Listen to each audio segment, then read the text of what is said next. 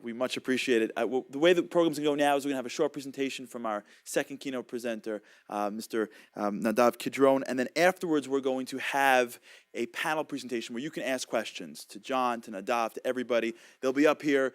The questions will go. I have questions, but you may want to ask your questions. We'll go straight to the audience. We'll go straight with mics to you guys, so you have the opportunity to follow up on this and have other speakers as well, so you can actually engage them one-on-one. But before we continue, I want to just introduce our second keynote, a man named Nadav Kidron, who's the CEO of Powermat Pharmaceuticals. And just a little bit about Nadav. Nadav is an entrepreneur whose experience includes senior executive roles in a wide range of industries. He's currently the CEO and director of Powermat Pharmaceuticals, an oral drug delivery company which he founded in 2006. He is on the advisory board member for the Trendilis Group, a group that invests and develops innovative-based businesses. He's a member of the board of directors of Ontario Bio, a joint venture formed by Powermat and DNA Biomedical Solutions. He's an intellectual lecturer. He holds a Bachelor of Law. He is literally considered both in the law and in the business world as a leader and an innovator. It is an honor to introduce Mr. Nadav Kidron.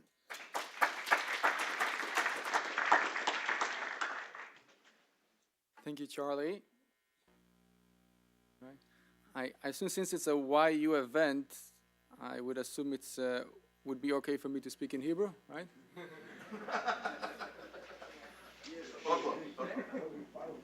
When I went up the elevator with the Blumenthal's, so they started speaking Hebrew to me. So I said, how come you speak Hebrew? They said, we went to yeshiva. So I said, fine, good, so I'll be able to speak in Hebrew for a change. What I want to do over the next few minutes, I want to touch on a little bit of a different angle than John's angle. I want to take a few specific stories of few specific companies and just share those specific stories with you, and I'll tell you why I chose each one. And by the way, one of the interesting things is when you speak about Israel, I'm looking around my peers, the guys who went with me to law school, and almost no one from the guy who was, among my friends is a lawyer. Most of them are entrepreneurs, like Amiyad and Aviro and some other. It's quite amazing to see. So just before we got into the specific companies, I want to touch one slide about the Israel mentality. I think there's no doubt that what makes Israel so unique is to do with our mentality. And I like to give this example of being non-formal. As you can see, I had to wear a tie here today. And it always reminds me of the story that when I went to my law firm on the first day, when I went to work there, they had a huge case at the Supreme Court. And in Israel, when you go to the Supreme Court, you have to put a gown and a tie. But there's a problem, because as Israelis, we don't know how to put the tie on. But our law firm was made out of very smart people, and they had a great idea. They said, you know what, we're going to tie a tie, and we're going to hang it, and whoever needs to go can take the tie, and he can go, and he's ready to go. So I'm getting in there, and what I'm seeing is one of the partners about to go to the Supreme Court, a huge case against the Ministry of Education. He happened to be a very tall guy, and it happened to be that the guy who tied the tie was a very short guy, so he has a tie up to here, and he's all excited, ready to go. It was my first day on the job, and I was like, I don't know if it's right for me to say something. I lived a little bit abroad, so I know it's not the appropriate way to go. I went over to one of the female lawyers. I said, listen, I think Yoni's tie is not 100% okay. She went over there. She was an associate. He was a partner. She gave him a piece of her mind, and you realized what Israel chutzpah is. Let's start with this part from a visit in Israel. Don't want to do a photo with me? You can hold my gun. I used it in Entebbe. I killed 3 Ugandans. No thanks. Before you go in, you fill out comment card. Okay. Don't forget the back. You people are so pushy. What, Israeli people are pushy? How about you experience a couple of genocides and see how laid back you are? We were purged from Spain. Throw out of there. They allow everybody in Spain, but for us, Jews, no flamenco, get out. I'm pushy, please, you stay there, surrounded by your great enemy, Canada. Try Syria, then still pushy. So usually when I go around the world and people say, where are you from? And usually they can tell by the accent, Israel. So I get to hear about all the different things, what they think about Israelis. Pushy and chutzpah here often. Okay, let's talk about one exciting company that I think most of you are familiar with. And I think it's a very, very unique company. John mentioned that there are 80 exits a year. And there's a big debate, and maybe we'll discuss it later, whether exit is the right way to go, or should we build and start new companies. This company took a strategy. They don't want to sell out. And they actually started marketing and selling in the United States with a huge vision. Watch the following.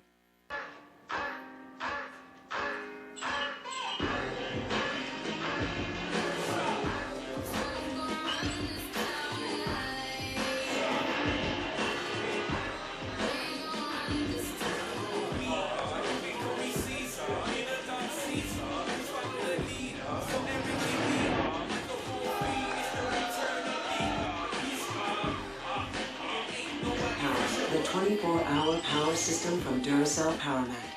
Never be powerless. The vision of Powermat, it's still in the beginning. How many of you have heard of Powermat? Okay, everyone.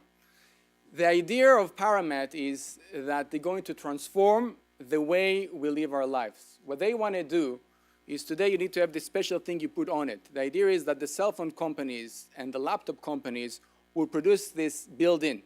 And when you're going to buy furniture and you're going to put your cell phone on the furniture next to you, it's going to get charged.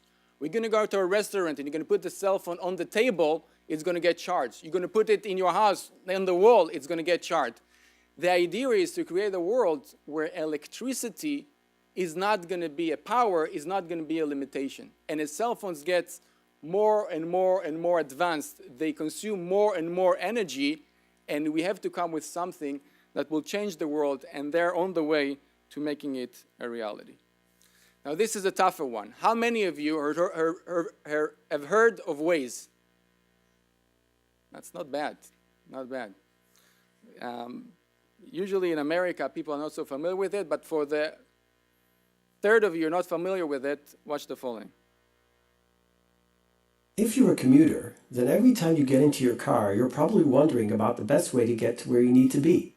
Usually, there are several routes to choose from, and the only thing you're missing is information about what's happening out there on the road as you decide which way you'll travel today. The good news is that the information you need is already out there. Take, for example, the neighbor who left for work about 10 minutes before you. She's already over there on the 101, but she's stuck in traffic. What if you could get a live report from her and dozens of others also log your route as you decide which way you'll go? Well, you can. Meet Waze, a social mobile application that we and our Waze network of drivers are building to give you a snapshot of the road at any given moment and the most optimized route to your destination. Last week, my uncle, who is a big rabbi in Yerushalayim, he said, listen, I have to drive out of town, and your mother told me that I can borrow your GPS. I said, sure. I said, I don't use the GPS anymore. He says, what do you mean? He said, GPS is old stuff. I said, what do you mean? I told him about Waze. He couldn't believe it, that there's something that know on time what's going on with the traffic. Now, in Israel, I don't know how many of you have tried Waze in Israel. The idea is obviously that the more users you have, the more data you have, the more accurate it is. In Israel, I think it's probably one of the most unbelievable things. And if my uncle will hear me speaking about Waze, he would think I'm speaking about God. Because when you go on the road and he tells you you're going to get to your destination in this minute, and you're getting there exactly on time, and every time I'm testing it again and again, and it's working so well, you almost think, what is going on there? But what's interesting about it is that the technology is about the idea of the power of all is more than the power of one. The founder of the company started it in 2008 when he got a present, a GPS, and he looked at the maps in the GPS and said, this is so outdated.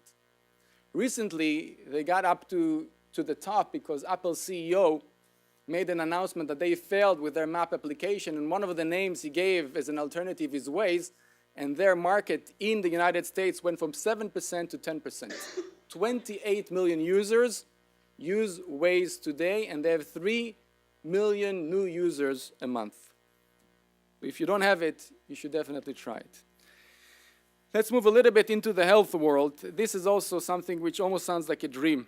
People who used to be in a wheelchair can now have new life giving to them. If you haven't heard of this, watch the following.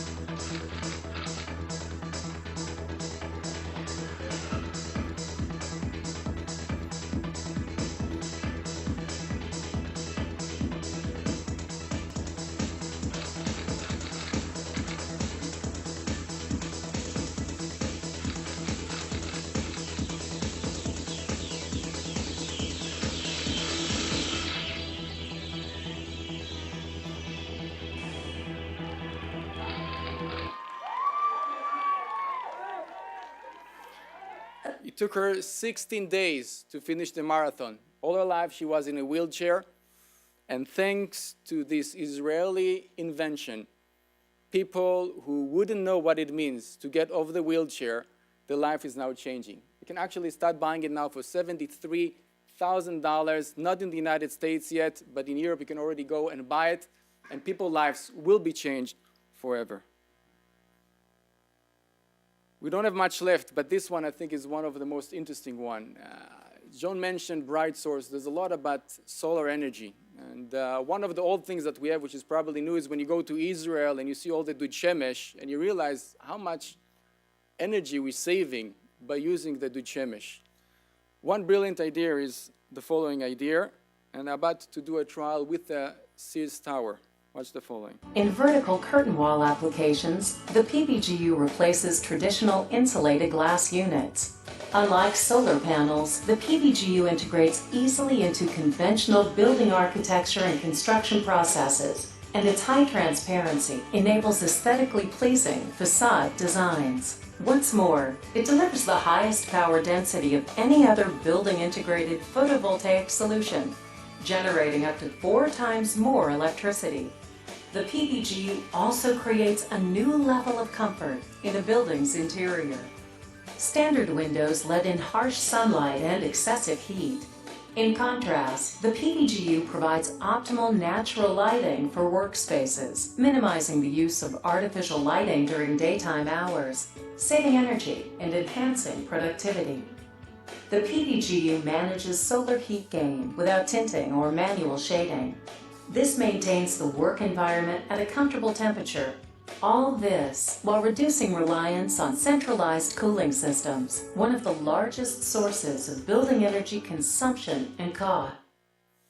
Again, a very simple idea. You may as well have, you have a building, you have the building coated with mirrors. Why not use those mirrors to create energy? It sounds such a simple idea, and yet they're doing it now, and the idea is that you can have self-sufficient buildings. You can have a skyscraper, and basically you're going to use the mirror outside in order to allow sufficient energy in the building. Another great idea, by the way, that I saw the company, but I don't think they made a video. One of these ideas that you say, how come nobody thought about it beforehand? It's an Israeli company. They came to an incubator I'm involved with, and they said, we have the following idea. When someone is about to take a shower, at least in Israel, the way it works is you have to take the water and you have to use some water until you know that you got the right temperature and it's warm enough. What they said is they have a very beautiful thing that you know that you want to shower at whatever, 25 Celsius degrees. So you do 25, and you only get the water out when it's reached that heat level that you want it to get.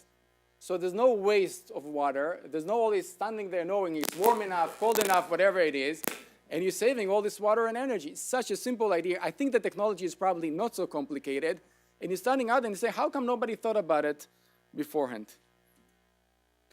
Okay, this is a good one, and this is where I'm happy to say that I'm at the age that I'm not going as much to the army as I used to go in the past. And the idea is that they created, Watergen has created a technology that basically takes the humidity, takes the water out of the humidity in the air and produces water. They have something that you can put in a tank, and then you don't have to worry about schlepping the water and getting it to the soldiers who are in the tank. And the other thing that they have, which I think is a good thing, unless you're the soldier who has to carry it out, is that they have this portable thing that you can actually put it on a soldier. It can make up to 300 liters as we go, and on one battery. And they have another 2 sets of batteries. So altogether, it can produce 900 liters of water, and you just make it out from the air. One time I went in an office building in Tel Aviv, and they had a demonstration. They put this machine there in the lobby. Not connected to anything, and everybody that came in, they said, here, we'll give you a cup of water. Everybody got a cup of water, and all of it was made out of the humidity in the air. This thing has a potential to be a real game changer.